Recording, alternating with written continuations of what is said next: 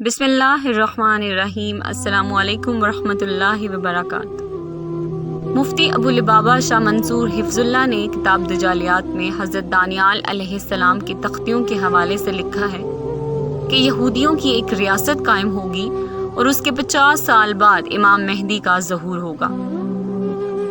1946-47 میں اسرائیل کی بنیاد ڈالی تو گئی، لیکن 1973 میں جا کر اقوام متحدہ نے ملک کی حیثیت سے تسلیم کیا اور اس کے جھنڈے کو بھی تسلیم کیا، تو حقیقی بنیاد ملک اور ریاست کی حیثیت سے 1973 میں سمجھی جائے گی۔ اس لحاظ سے 2023 میں 50 سال پورے ہوتے ہیں، لہٰذا ممکن ہے کہ 2024 میں امام مہدی کا ظہور ہوگا۔ کورونا کا ڈرامہ بھی 2024 میں ختم کر دیا جائے گا اور ملک بھارت میں ہندو راشٹر کا آفیشل اعلان بھی غالباً اسی سال ہوگا، اور اس سے ایک سال قبل یعنی 2023 میں ترکی پر سے پابندی بھی ہٹا لی جائے گی، جس کا واضح مطلب ہے کہ ترکی پر جنگ مسلط کر دی جائے گی، جس کے نتیجے میں قسطنطنیہ کفار کے قبضے میں جا سکتا ہے۔ اور سعودی بادشاہ کی وفات کی یہ روایت رہی ہے کہ عموماً وہ 90 سال کے آس پاس ہی فوت ہوتے ہیں، اور اس وقت موجودہ بادشاہ شاہ سلمان کی عمر 86 سال ہے۔ ممکن ہے کہ وہ 2024-2025 تک 90 کے آس پاس ہوں گے، اور خلافت عثمانیہ کے سقوط کے 100 سال بھی 2023 تک پورے ہو رہے ہیں۔ نیز ایک عرب عالم ہیں، شیخ صادق المغلسی المیرانی، انہوں نے 2024 کے قریب ہی ظہور مہدی کی بات فرمائی ہے۔ ظہور مہدی کے لحاظ سے یہ 2 سال یعنی 2024 اور 2025 کافی اہم ہیں۔ ایک اور بات بڑی فکر میں ڈالنے والی یہ بھی ہے کہ امت کے مختلف قسم کے گروہ امام مہدی کو تلاش بھی کر رہے ہیں۔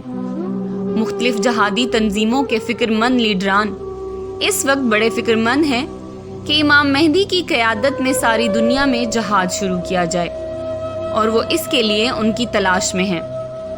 پاکستان کے ایک پیر صاحب نے حرم میں بیٹھ کر قسم کھا کر یہ بات کہی تھی کہ امام مہدی کا ظہور 2025 میں ہوگا، اور وہ ہر سال اسی تلاش میں جاتے ہیں کہ کسی طرح وہ انہیں پہچان سکیں۔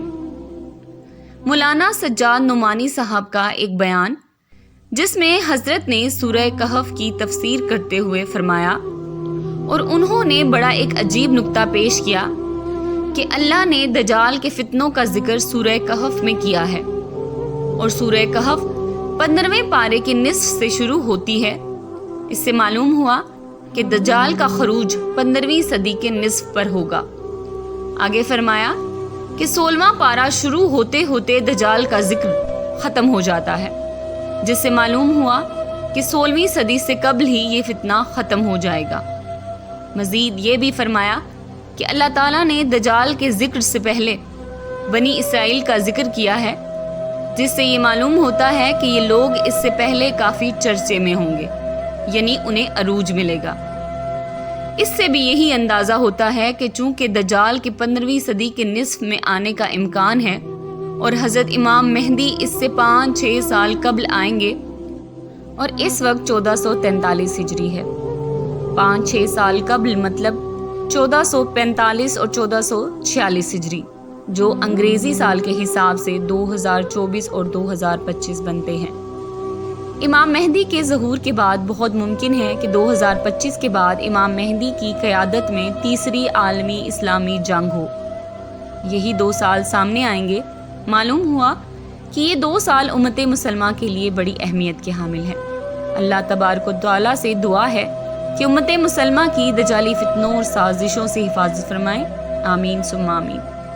سب سے پہلے سیاہ جھنڈے نکلیں گے، پھر غزوہ ہند ہوگی، پھر ہندوستان میں ہندوؤں کا قتل عام ہوگا، پھر ہندوستان میں دین کے بدخواہ لوگوں کا قتل عام ہوگا، جیسے گستاخ اور لانتی قادیانی وغیرہ، پھر تیسری جنگ عظیم شروع ہوگی، پھر قسطنطنیہ مسلمانوں کے ہاتھوں سے نکل جائے گا، پھر سفیانی کا ظہور ہوگا، پھر حضرت امام مہدی علیہ السلام کا ظہور ہوگا، پھر سفیانی کا لشکر حضرت امام مہدی علیہ السلام سے لڑنے چلے گا، تو مکہ مدینہ کے درمیان مقام بیضا پر زمین میں دھنسا دیا جائے گا، پھر بنو کلب کا لشکر امام مہدی کے ہاتھوں شکست۔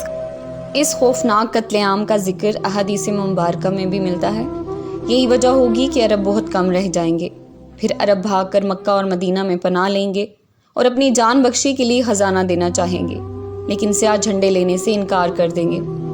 پھر سیاہ جھنڈوں کی اگلی یلغار کا نشانہ مصر بنے گا، جس کا ذکر احادیث میں بھی ملتا ہے۔ پھر ایران کی باری آئے گی، لیکن ایران اطاعت قبول کر کے جان بچائے گا۔ پھر رومی اپنے وہ لوگ جو اسلام قبول کر چکے ہوں گے وہ واپس مانگیں گے، نہ دینے پر رومیوں کے 80 جھنڈے سیاہ جھنڈوں سے لڑنے کے لیے نکلیں گے۔ ہر جھنڈے تلے 60,000 رومی ہوں گے۔ ان کی اتنی تعداد دے کر سیاہ جھنڈوں میں سے 1/3 بھاگ جائیں گے، جن کی توبہ اللہ کبھی قبول نہ کرے گا۔ پہلے دن مسلمان ایک جماعت کو لڑنے بھیجیں گے، ساری جماعت شام تک شہید ہو جائے گی۔ پھر چوتھے دن تمام اہل اسلام جو کہ سیاہ جھنڈے والے ہی ہوں گے مل کر رومیوں پر حملہ آور ہوں گے۔ پھر وہ ایسی جنگ کریں گے کہ تاریخ انسانی میں پہلے کسی قوم نے ایسی جنگ نہ کی ہوگی، یا پھر فرمایا کہ وہ ایسی جنگ ہوگی کہ پہلے کبھی لڑی نہ گئی ہوگی۔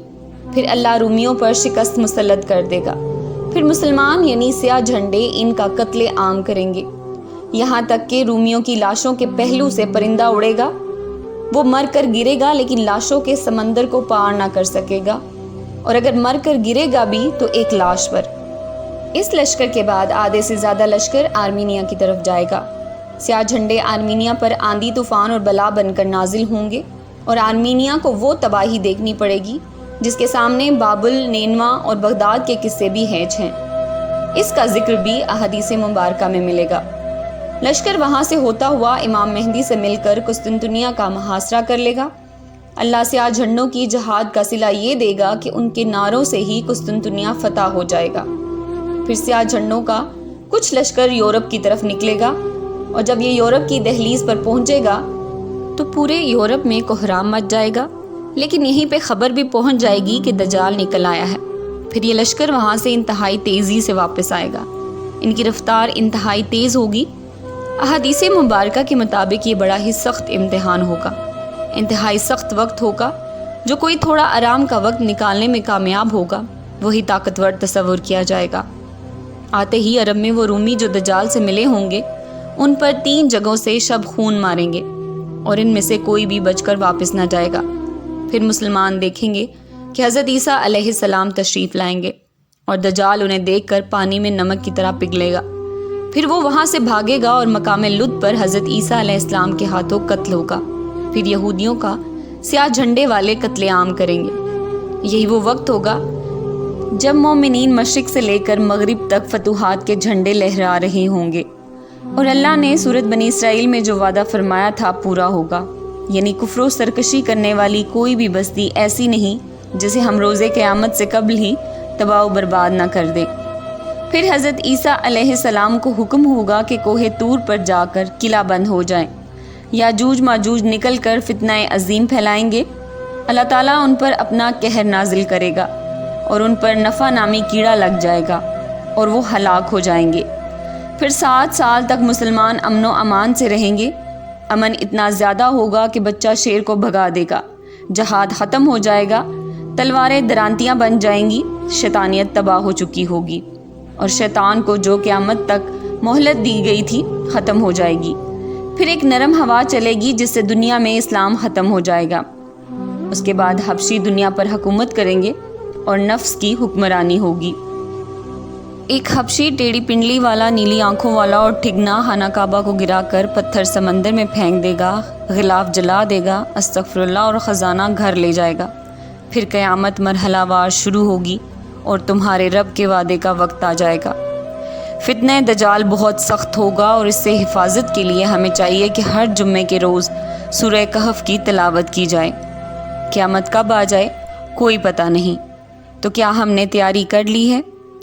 اصل علم اللہ رب العزت کے پاس ہے۔ بے شک ہمیں تیاری کرنی ہے، کوشش کرنی ہے، غور و فکر کرنی ہے، خود کو اور اپنی نسلوں کو اس فتنے سے بچانا ہے انشاءاللہ تعالی۔ اللہ تعالی ہم سب کی اور ہمارے ایمان کی حفاظت فرمائے، اور ہم سب کا ایمان تا قیامت سلامت رکھے، آمین۔